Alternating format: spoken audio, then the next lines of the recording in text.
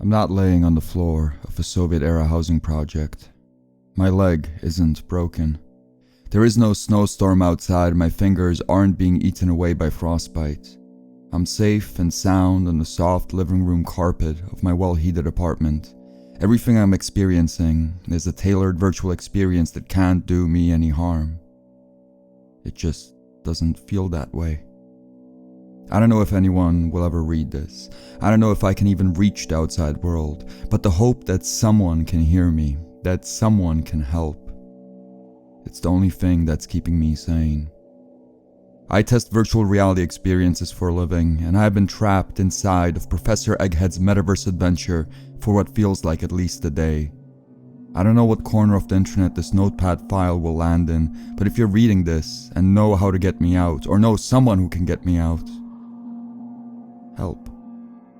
I know everything in front of me is just an illusion of the VR headset and gloves, but with each moment I spend in this frozen hellscape, that truth turns more abstract.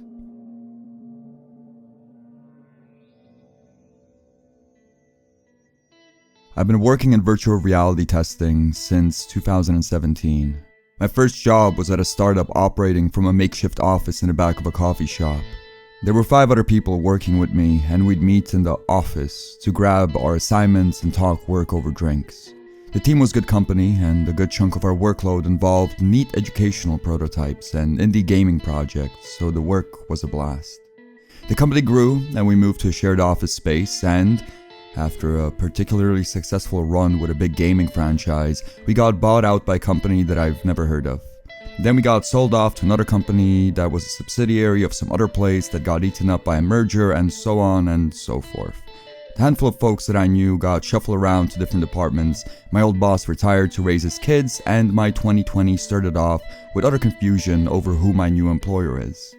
As far as I understand, we're currently a subcontractor for one of those big companies that are giving the concept of global democracy seizures. Virtual meeting rooms started taking up a good chunk of our workload around 2019, but by the time work from home became a legal requirement, they became the only thing we'd test. My life went from fun experiments with the form of virtual reality to a monotonous, ever-repeating cycle of boardrooms with architecture too conservative to be interesting. Occasionally the view from the window would be of planet Earth, and one would spend the afternoon wondering why any company would strive for super-villain aesthetics, but for the most part the work was mind-numbing and simple. I'd click a file, test the room for anything weird, and then click over to the next file, and the next file, and the next file. The work didn't lose any of its dullness, but a couple of months into the pandemic, it lost its simplicity. At first, the concept of a virtual office was a completely optional concept. We got an email announcing the opportunity to work from the office again. We all tried it out for a day, and then we went back to the much simpler and less awkward model of keeping all of our interactions in a company group chat. Then the company chat got shut down. Then we got an invitation to attend a virtual birthday party at the office, which, coincidentally, was held for the birthday of one of the marketing people that came up with the virtual office concept to begin with. There were tech reporters doing a feel-good story about virtual spaces during the pandemic at that party. They took a lot of screenshots and did a lot of interviews. By the next morning, virtual offices were considered to be the hallmark of Web 3.0. By the end of the week, they were mandatory for the whole company. "We're innovators and we have to lead by example," was how that email ended. A couple people added massive mustaches to their avatars as a sign of protest, but nothing came of it. We were all forced to return to the office. No more clicking files. Now we would pantomime office work instead. The whole office was of earth tones and simple furniture. Originally, the higher-ups provided a committee that would decide how the virtual office would be decorated, but those that were passionate about decorating could never agree, so the standard was kept. As a compromise, we were able to decorate our individual offices however we liked. All that I chose to do was to change the shade of the wallpaper to white and set the sun outside to sit in perpetual golden hour. My time in the virtual office was purely mechanical. Sorting files into cabinets and physically picking up projects to test soon attained the same level of mindless action that clicking files did. It almost felt nice to go numb in a room where the sun was about to set. It made the hours go by quicker. It's in this ever-repeating maze of boardrooms and manila folders that I found my virtual shackles. One day, right as I logged on to work, I found it sitting on the table. Unlike the baby blue of regular boardroom simulations, this folder was in a spotted dark red with a custom pukish yellow font. Professor Egghead's Metaverse Adventure. Educational. Ages 7 and up. Science. The font looked like it had been scrawled with a crayon by a hand possessing very little fine motor control. The thought that there might be something wrong with the file, that its strange appearance might serve as a warning, it didn't even cross my mind. I just booted it up, excited to see something new. Immediately, I was greeted by a chorus of chimes, pop-up virus alerts, and error messages. Something with that file didn't sit well with the system. The world was one giant red flag, and then, with a bassy thud, it went dark. What rose from the abyss took my breath away. A world of cement drenched in a perfectly rendered blizzard. Nothing but my surroundings looked artificial. I wasn't just looking at a replica of a Soviet housing project, I was experiencing one. A gust of wind made me squint my eyes. Goosebumps traveled up my body and settled themselves at the base of my spine. In most simulations, the avatar would shed its legs and float freely in the air. Rendering feet and having them feel natural was a task far too cost-intensive to undertake. In this simulation, however, my avatar was wearing snug dark jeans and white sneakers I picked out for him time immemorial. Shocked by my newly found feet, I took a step. The crunch of the snow beneath my feet was perfect. After what felt like a lifetime of bland offices, I had once again stumbled back to that place that made VR so exciting. The error messages dropped out of my head quickly, but the original rating of the project started to feel very off. Educational, ages 7 and up. Science.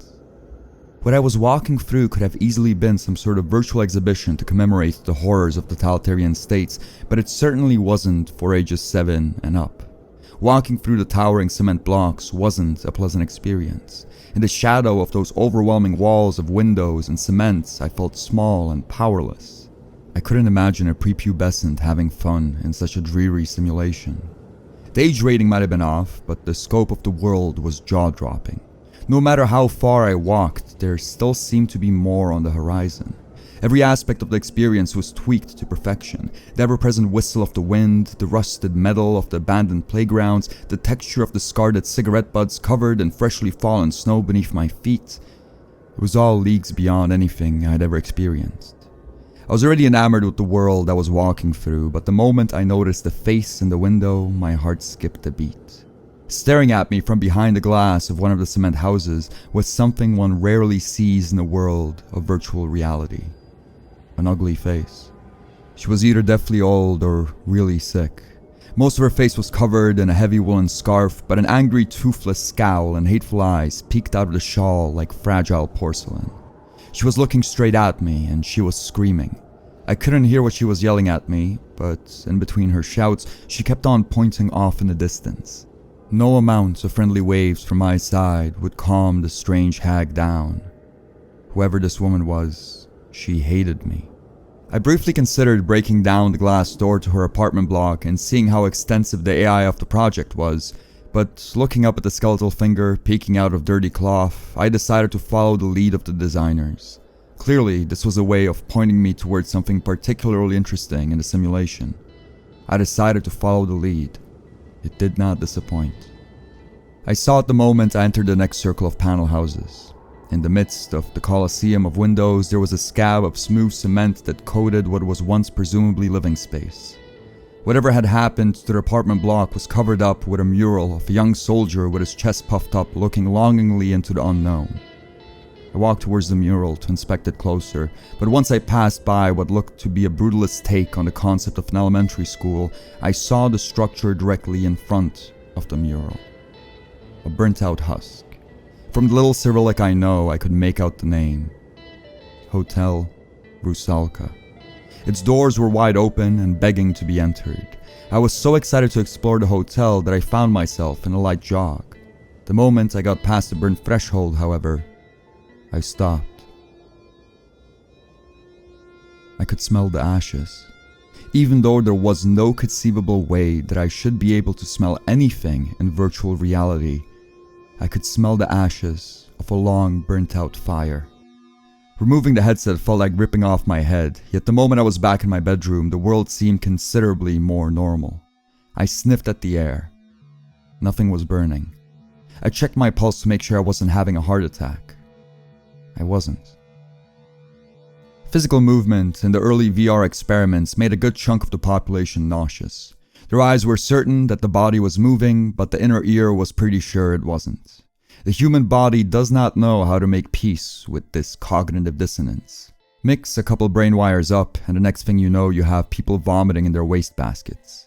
That was the only explanation I could think of for why I was able to smell the ashes of Hotel Rusalka. Mixed up brain circuitry. Something subliminal that gave off the illusion of smell. Fascinated? I put my headset back on. The stench of the burnt hotel was gone. No matter how much I sniffed at the air, the only thing I could smell was the plastic of my headset. I shrugged the whole ash affair off. There were plenty of other interesting things in the lobby of the Rusalka. The whole space was filled with trash. Individually rendered, unique pieces of trash. The plastic packaging crinkled beneath my feet. The empty liquor bottles shattered into 1,000 pieces when I threw them at the walls. I could tear apart individual strands of the old newspapers lying around. Everything I could see was an interactive object. I spent a solid 5 minutes sitting on the floor and playing in the trash like an infant from a documentary about poverty. Once my fascination passed, I carried on through the hotel. I would never set foot on the stairs I had to take to get to the Rusalka's second floor in real life, but the virtual world made them an exciting adventure. The halls of the hotel, much like the lobby, were rife with world building. There was graffiti on the walls, doors to some of the rooms were kicked out, rubble was cleared out in the corners as if they had once served as a camping spot. The abandoned hotel breathed with past life. From the corner of my eye, I saw movement. Something dashed into one of the rooms. I immediately followed. The window of the bedroom was boarded shut, but I could see a hint of the soldier mural beyond the wood. Pressed up against the wall was a scorched bed frame covered in wet straw and plastic bags. In front of the makeshift bed, also primarily made up of plastic, was a trash pile. Something inside of it stirred. Without much thought, I reached inside and grabbed the creature. A rat. I was holding a perfectly rendered, squirming rat. Its paws scratched incessantly, and the rat's frothing maw kept on trying to bite into my cartoon hand.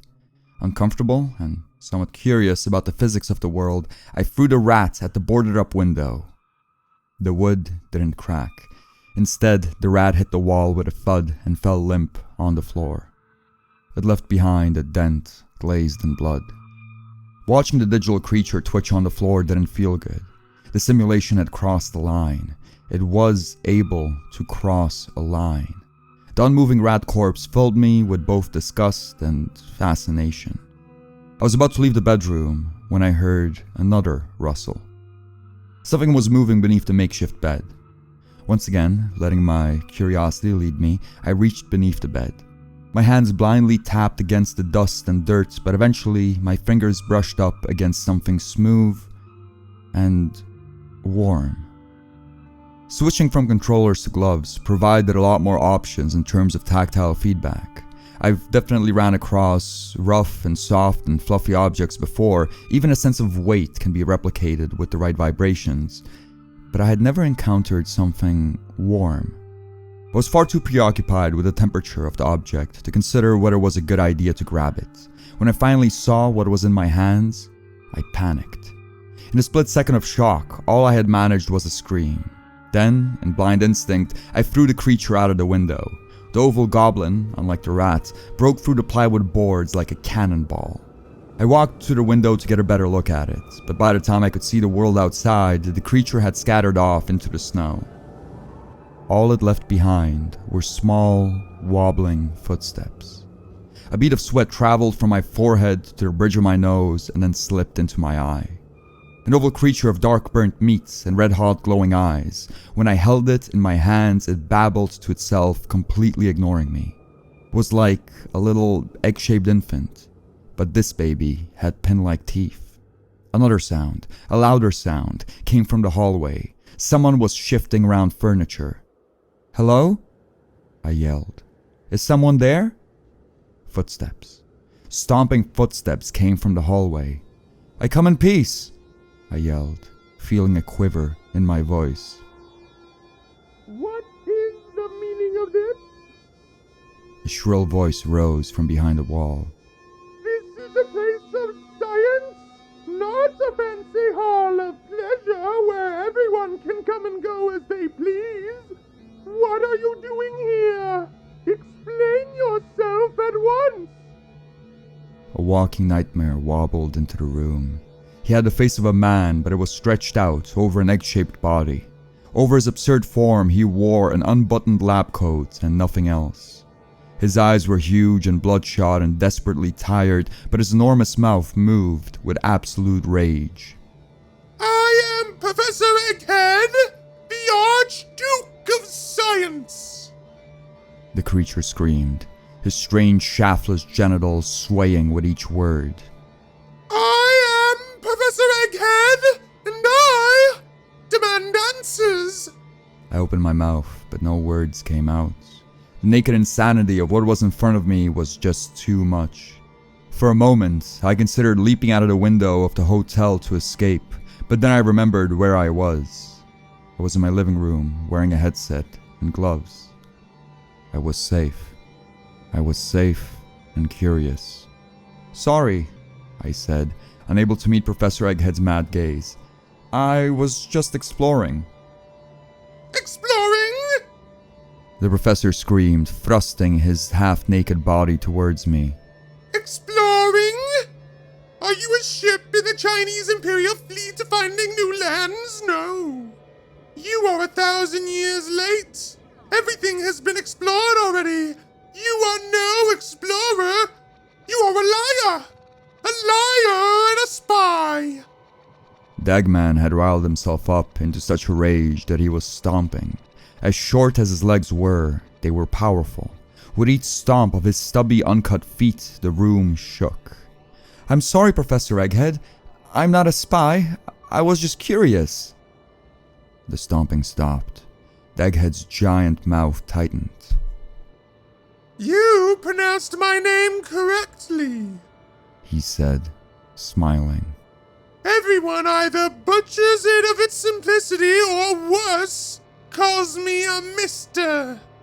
I did not spend 17 years being the academic equivalent of a towel boy to be called a mister. Finally, I am given the respect I deserve." "Nice to meet you, Professor Egghead." As if he just realized, the professor started to fiddle with the buttons on his lab coat. "I apologize for my lack of clothes. I was in the middle of important academic research and I work better in the nude. This is not very academic of me." His stubby little fingers couldn't work their way around the lab coat. "Wait here. I must put on something more appropriate for guests." Eggman stretched himself through the doorway, but the moment he was back in the hall, he turned around. His face had attained absolute blankness. "Do not leave," he said, looking past me. "If you leave, I will be angry. Very angry." With that, like an egg-shaped ballerina, he turned around on his heel and stomped off into the hallway. Not wanting the creature to get angry again, I stayed put. The thought that I was standing in an avant-garde mislabeled horror game made the wait somewhat bearable, but eventually my attention span started to get the better of me. I peeked out of the hallway, trying to get a better look at the rest of the burnt hotel. In the blackened corridor, another pile of trash moved. Out from beneath a filthy rag, 2 red-hot coals stared at me. That gentle smell of ash was back. Beneath was a lingering hint of phosphorus. "I hope you are not thinking of running away," Egghead said, wobbling up from behind. "No one escapes the company of Professor Egghead." He screamed, and then laughed as if he said a joke. His lab coat seemed filthier than before, but his strange body was now covered with suspenders, a bow tie, and a puke-colored shirt. On his child-sized feet, he wore filthy leather shoes that seemed to have walked through a war. With his face still void of any emotion aside from exhaustion, Professor Egghead extended his hand. "My name is Matt," I said, bending down to shake. "I will not remember your name," Professor Egghead said, grabbing my hand between his grubby fingers. "My gigantic brain is already overflowing with important equations." The moment he touched me, I felt a joy of electricity run through me, a rush of shivering numbness that shot from my arm to the rest of my body like burning Christmas lights. The professor's eyes were suddenly full of lively mania. "I will now show you something. I will now show you something that I have been trapped with for longer than any tenure should allow. I will now show you something, and you do not get to say no." The world beyond Egghead's spherical face hushed out into complete static. All I could see was the nightmare and his angry stare. "No one can escape the company of Professor Egghead!" I had enough. I wanted out. Yet no matter how hard I pulled, I couldn't get the headset off my face. My fingers were completely numb and my wrists refused to hold. The sharp static frothing in my bones made it impossible to focus. The headset wouldn't come off. I wanted to believe that I was just laying on the floor of my living room, having an overreaction to some brain circuits crossing, but my physical body felt impossibly distant. "All my life, people have laughed at me. They said my research is not important. They mistook me for just another shrieking academic. But they have never witnessed what I have witnessed. They have never gazed deep into the realm of the unexplored and found themselves in danger they could never understand." Beneath the heavy blanket of static, I could feel a suggestion of movement. I was being dragged through the filthy floor. The professor was taking me across the hall. The world started to sharpen. I could see the silhouette of Professor Egghead kick down a door with a discomforting show of force. "They didn't understand, but you will. You will see. You will witness the reason why I spend each and every waking moment of my life in the laboratory." My vision emerged from the murk of dizziness. Immediately, I regretted being able to see again. Professor Egghead forced a grisly sight upon me. In the corner of the room, infused into the burnt walls of the Hotel Rusalka, shivered something demented. Up until then, everything I saw in the simulation was pixel perfect, but the creature I was witnessing refused to properly render. My eyes saw a mess of polygons lacking any texture or lighting, but something deep in the circuitry of my brain saw something else. Unearthly fear surged through my body. I was looking at something patently wrong. I would go mad if I didn't look away. Gathering all my strength in my right fist, I swung at Egghead's eye. With a yelp, the nightmare stumbled back. In an adrenaline-fueled haze, I clambered up to my feet and assessed my surroundings. The Egghead didn't drag me far. On the far side of the hallway, I could see a freshly unboarded window and beyond it a familiar mural of a soldier. I ran for it. "You assault me in a house of science? You dare use force against me? You will come back to me right this instant, apologize, and gaze into the flesh. I demand to be understood. I demand for my suffering to be comprehended." Dozens of red-hot eyes watched me as I ran through the hallway. From beneath the piles of trash, stubby hands with delicate fingers reached out for my shins. It wasn't just the Egghead that was after me. He wasn't alone. When I reached the window, I jumped out without a second thought. It was a 2-story drop, and I didn't feel a thing, but the moment I tried to run further, I regretted my decision. My own legs were standing firm on my living room floor, but the legs of my cartoon avatar did not look good.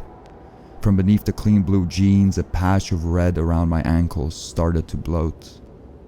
I had the trot of a wounded animal, but I was still moving away from the nightmare I had witnessed.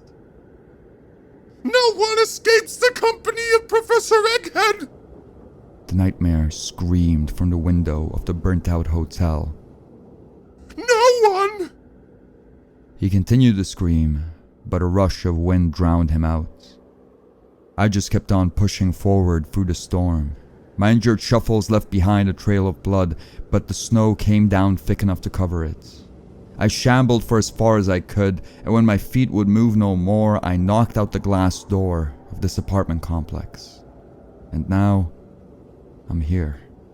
My VR interface has been hobbled. My developer tools are disabled. The simulation can't be restarted or shut down, and, worst of all, whenever I reach for my headset, my wrists go limp and I lose all feeling in my fingers. I am trapped inside of Professor Egghead's Metaverse adventure. All that remains is this notepad file. All that remains is this notepad file that can't possibly get me out of this nightmare.